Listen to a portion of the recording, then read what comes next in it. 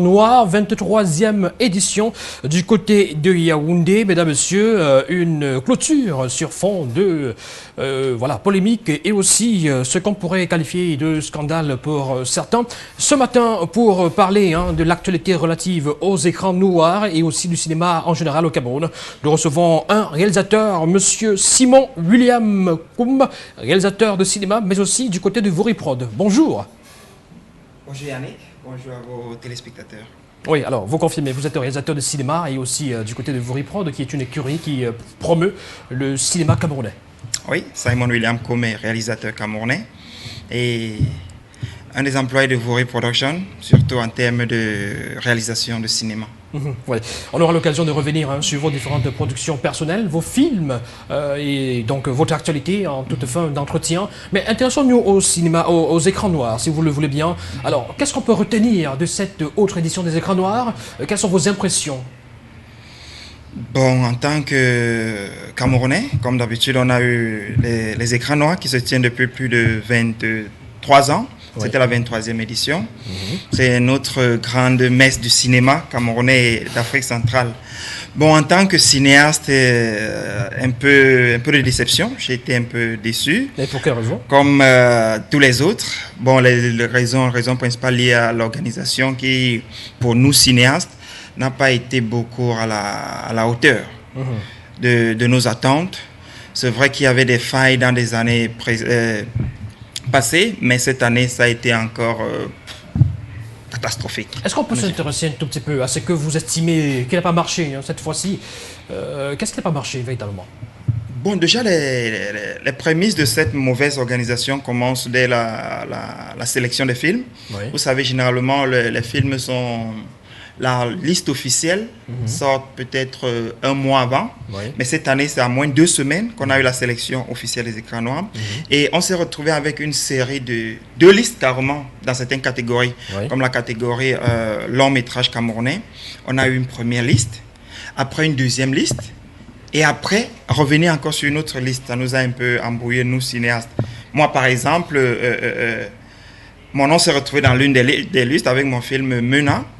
Et après, ça a été retiré pour des raisons, je ne sais pas, parce qu'ils ont évoqué l'article 3 du règlement des écrans noirs qui stipule que lorsqu'un film est sorti en salle, ce film ne doit plus compétir.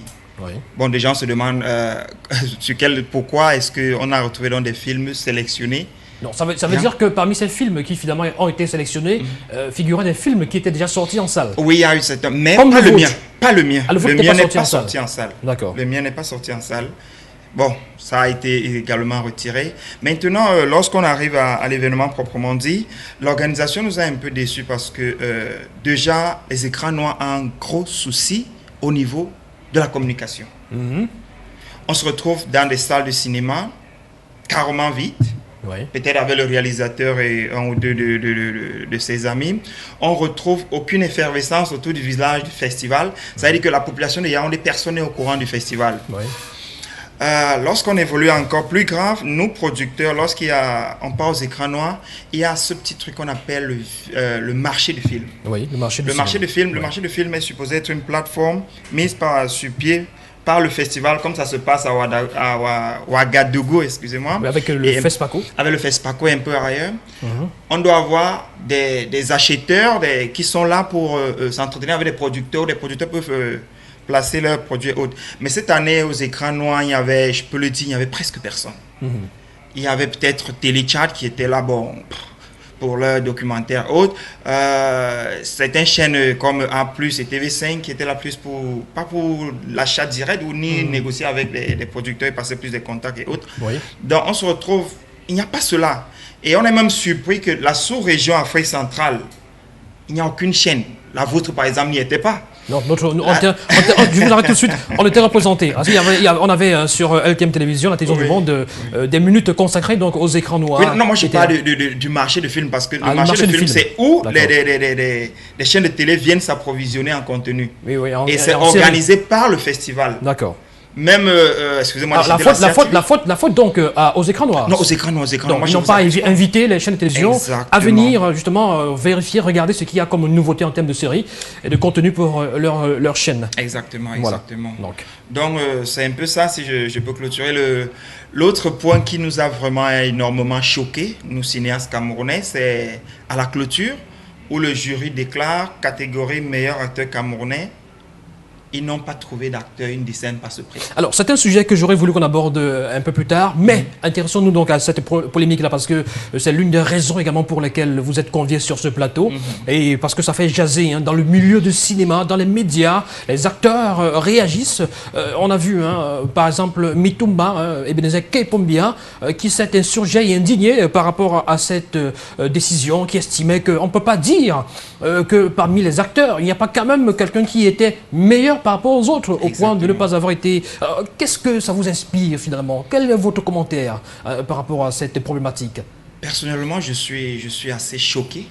J'ai été vraiment tétanisé parce que moi, je suis rentré avant la clôture, vu que ça allait un peu dans tous les sens, je suis rentré avant la clôture pour suivre à la télé, à la maison, la clôture. Et lorsque on m'a dit, j'ai suivi le jury, dit ça, j'ai été choqué. Il y a Ousmane Stéphane qui venait de commettre un livre qui parlait également de ce truc-là. Vraiment, moi je connais des films camerounais qui étaient en sélection officielle. Moi j'ai regardé presque, bon pas tout, mais j'ai regardé une bonne poignée. Je connais les acteurs, le potentiel qui était dans ces catégories. Et qu'on me dise qu'il n'y a pas eu d'acteurs, moi je suis vraiment. Mais est-ce que ils ont évoqué, on a évoqué les règles de ce festival qui sont claires, que vous êtes censé connaître, vous, acteurs et autres réalisateurs de cinéma, et bien sûr que vous ne devriez pas être surpris, parce qu'il y en a qui ont même évoqué d'autres festivals où par moment, il n'y a pas de lauréat dans cette catégorie parce qu'on n'en a pas vu qui émergeait véritablement. Mais est-ce que vous connaissiez quand même ces règlements-là des écrans noirs avant d'être surpris par cette décision? Non, mais généralement, avant de participer à un festival, on lit le règlement. Nous, j'ai parcouru tout le règlement intérieur du festival et tous les autres articles qui y sont. Mais je dis encore, pour cette année, moi, j'ai vu les films. Peut-être je ne suis pas jury, peut-être ils ont d'autres qualifications que moi, je n'ai pas. Mais lorsque vous regardez un garçon comme Daniel San jouer dans Trauma, qui est sorti le meilleur film, et quand vous dites qu'il n'y a pas d'acteur, waouh, moi, j'ai dit waouh. Lorsque vous regardez Alain Beaumont, qui était dans le film, le titre m'échappe, avec Poumo, Alain Beaumont, je ne sais pas, c'est une autre catégorie d'acteurs, comme on dit souvent. Moi, je le dis parce qu'il a joué dans ma série Échec et Mat. On a tourné ensemble pendant presque 4 mois. Ce garçon a du potentiel. J'ai vu le long métrage, c'est un long métrage qui porte un peu sur l'église et autres. Il méritait sa place. Je vous assure, il méritait d'être. Et de deux, moi je pense, au lieu de dire, parce que ça c'est une insulte pour nous les Camerounais, c'est une insulte pour tous les cinéastes camerounais, au lieu de dire qu'il n'y a pas, on ne prime personne, pourquoi ne pas prendre le plus bon des pires? Non, le moins mauvais. Le moins mauvais. Voilà. Ça sera peut-être autre chose. Il y a eu de cela 2 ans, je pense. Il y avait également une petite polémique comme ça où il nous avait dit il n'y a pas de film camerounais qui méritait le prix du meilleur long métrage camerounais. Bon, là c'était passé, mais de là à nous dire encore que pas d'acteur. Et vu ce que nous on a vu là-bas, c'est un peu. Est-ce que vous pensez que c'est autant de situations de fait qui entachent un tout petit peu l'image de ce festival, qui est pourtant un festival des plus prestigieux, des plus prisés au Cameroun, en Afrique centrale et en Afrique noire de façon générale? Je pense que les écrans noirs souffrent un peu Il y a un problème d'organisation.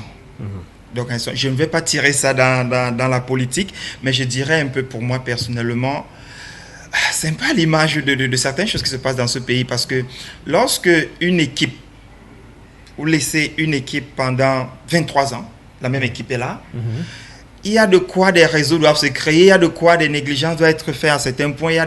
Moi, je pense que les écrans noirs devraient essayer de se réorganiser. Et si j'avais un conseil à donner à M. Bassek Bakobio, pourquoi ne pas l'échelonner en 2 ans, comme le fait SPACO? C'est-à-dire sauter une année pour leur permettre de mieux se préparer. Exactement.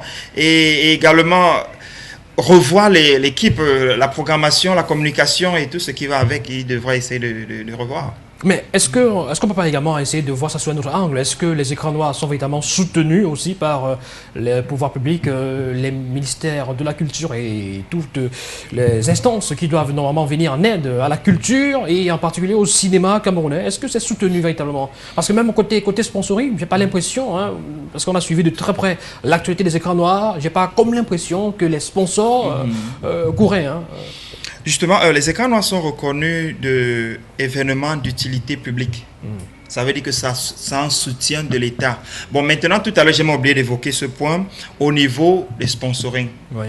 On ne peut pas avoir un festival de cette ampleur, de cette envergure, et il n'y a aucune grosse firme nationale. Ouais. Je vais les citer, je n'ai pas vu Camtel, je n'ai pas vu Orange, je n'ai pas vu... Bon, ils sont nombreux, tous ces gens devraient... Et ce qui est un peu embêtant, c'est que dans les années passées, ils y étaient. Vous voyez un peu ici. Mais comment est-ce qu'on peut expliquer cela? Je ne comprends pas. Seul le promoteur peut nous donner une explication valable. Moi, je ne peux pas. Mais je n'ai vu personne. Est-ce que les écrans noirs sont à l'image finalement du cinéma camerounais? Je ne pense pas. Cinéaste camerounais, moi, je dirais non. Oui. Parce que le cinéma camerounais, loin de ce qu'on pense, est en train de grandir. Le cinéma camerounais, lorsque vous partez sur des plateformes, on va revenir sur Vori TV tout à l'heure, lorsque vous partez sur Vori TV, vous regardez des films waouh. Vous regardez des films à gros budget. Tout à l'heure, on va également évoquer Échec et Mat. Vous voyez une série comme Échec et Mat, c'est incroyable ce que les autres font. Mais je pense, comme a dit Ousmane Stéphane dans son livre, ce festival nous rabaisse. Personnellement, moi, c'est ce que moi je pense. Et je pense beaucoup de mes collègues, ils pensent la même chose. Vous avez là l'affiche d'Échec et Mat à l'écran. Ouais. N'allez pas me dire, regardez là, il y a Hervé Nguetchouan qui est peut-être l'un des meilleurs, Alain Beaumont et autres. Cynthia Elisabeth et autres. Et qu'on vienne Cynthia Elisabeth qui a justement décroché un troisième prix de meilleure actrice. C'est un triplé sur les 3 années voilà, d'affilée. Alors, intéressons-nous maintenant à vous pour sortir de cet entretien. Il nous reste plus que, on va dire quoi, 2 minutes avec la permission de JMK. Alors, votre actualité, on a vu les affiches de certains de vos films, parce qu'il faut préciser que vous êtes également réalisateur et que vous faites de très bonnes choses. Récemment, vous avez projeté votre film, votre tout dernier film. C'était dans une salle ici même à Douala. C'est quoi votre actualité sur le plan cinématographique? Bon, sur le plan cinématographique, on a commis quelques films dans les années passées. Haunted, Behind qui était en salle à Canal Olympia l'année passée. Actuellement, on est en grande promotion sur la série Échec et Mat qui est diffusée sur Vori TV tous les vendredis, du Vori TV YouTube et sur l'application mobile Vori TV. Vous avez... Bon. Oui. c'est la maison. Vous avez presque la saison 1, c'est 62 épisodes. Et il y a le long métrage Sanguna qui sort au mois de janvier parce qu'on prend un peu de temps pour mieux... C'est déjà tourné, c'est déjà presque tout. C'est en post-production du côté de l'Allemagne. Et ce sera en salle le 31 janvier 2020, Canal Olympia. Bon, d'autres projets, je n'ose pas en parler à l'écran, mais il y a plein de projets en cours. Voilà. Monsieur Simon William Koum, nous vous remercions pour le déplacement de ce matin, malgré les intempéries. Vous avez bravé inondations et que sais-je encore pour être là ce matin. Merci à vous et surtout bon vent dans votre carrière. Merci énormément et je vais regarder la caméra, regarder tous nos téléspectateurs à la maison, s'il vous plaît. Au Cameroun, il y a des très bons films. Visionnez les films camerounais et encouragez-nous à faire mieux. Merci énormément.